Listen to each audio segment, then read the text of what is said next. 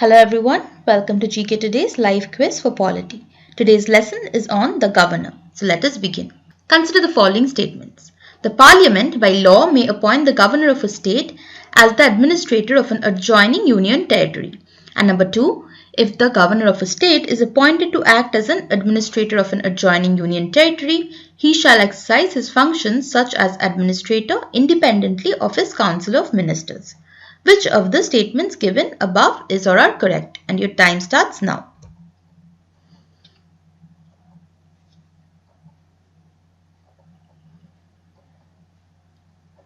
And only 2, that is option B is correct. The first one is incorrect because it's the president who appoints the governor and it's not the parliament. So it's the president under the advice of his council of ministers as per article 239. Also, number 2 is correct because a union territory is essentially run by the center, by the union, through the governor. So, even if he is a governor of another state, the council of ministers of that state will have nothing to do with the administration of that union territory. So, it's appointed by the president. Consider the following statements. 1. As regards legislative powers, the governor of a state is not a part of the state legislature. Number 2, the governor of a state has no legislative powers to meet the situation arising from external aggression. Your time starts now. Which of the statements given above is or are correct?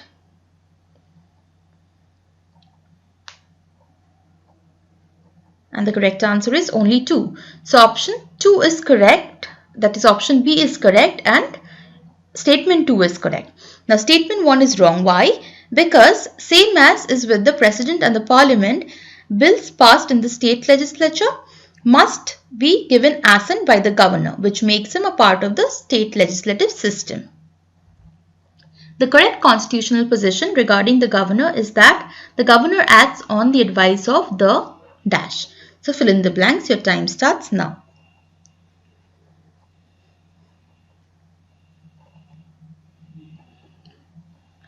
And of course, the correct answer is option D, Council of Ministers of the state.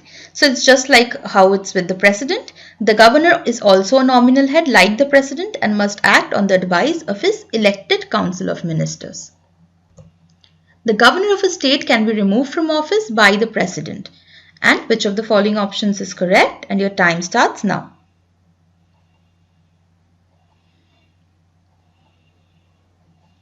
And the correct answer is option C, on the advice of the Union Cabinet. So, as the governor is appointed by the president by warrant under his hand and seal, he can be removed at any time by the president. Now, the president is bound to the advice of his Union Cabinet, which means it's the Union Cabinet who will finally advise the president to remove the governor. 5.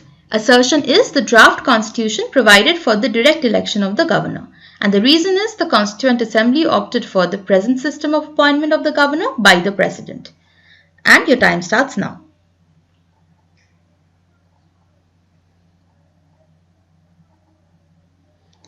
And the correct answer is both of the statements are correct. However, this reason is not correct for the assertion, which is quite clear. They aren't connected. The reason the Constituent Assembly dropped the idea of an elected governor was because it would create dual sources of power in a state. Now, the elected governor and the elected chief minister would have both be in office by the people's mandate and were bound to clash, which is why the governor, like the president, is a nominal head and the chief minister is the actual point of power in the state. Under Article 213, the governor of a state is empowered to what? Your time starts now.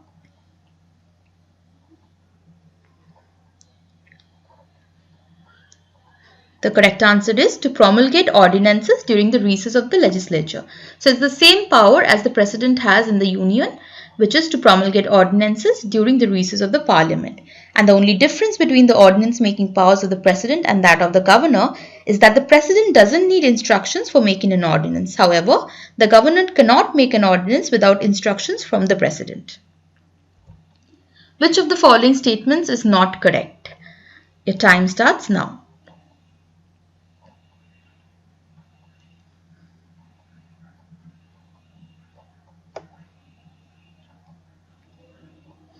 So this is quite obvious. Option A is incorrect. Why? Because the Council of Ministers of a state are responsible to the state legislature, just like how the Council of Ministers of the Union are responsible to the Parliament. None of them are responsible to the governor or to the president.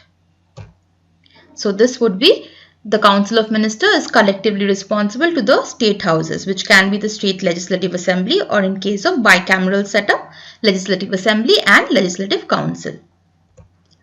Assertion. Reservation of a state bill for the assent of the president is a discretionary power of the governor, and the reason is that the president of India can disallow a bill passed by a state legislature or return it for consideration. Your time starts now.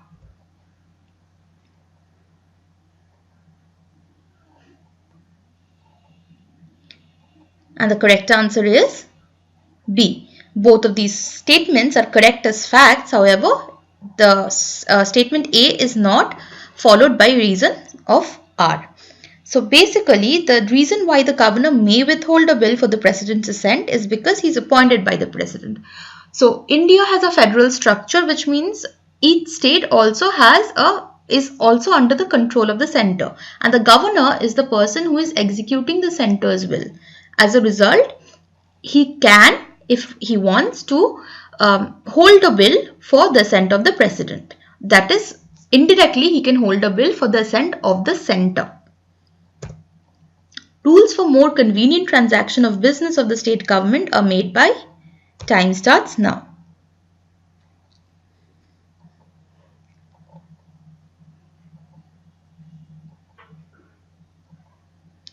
And the correct answer is the governor of the state, option D. Now, this is one of his executive powers. He can make rules for more convenient transaction of business of the state government and allocate that among ministers to perform. Which of the following is or are correct with respect to the governor of a state? And your time starts now.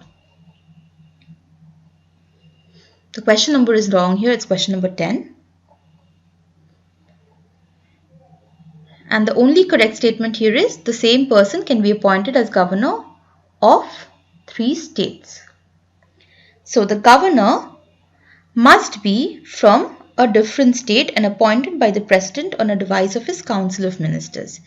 He can be appointed as the governor of more than one state, and he must be above the age of 35 and not 30. Also, the governor is a representative of the union. Thus, at his discretion, he can request the center's aid in governance of the state without consulting the chief minister as well.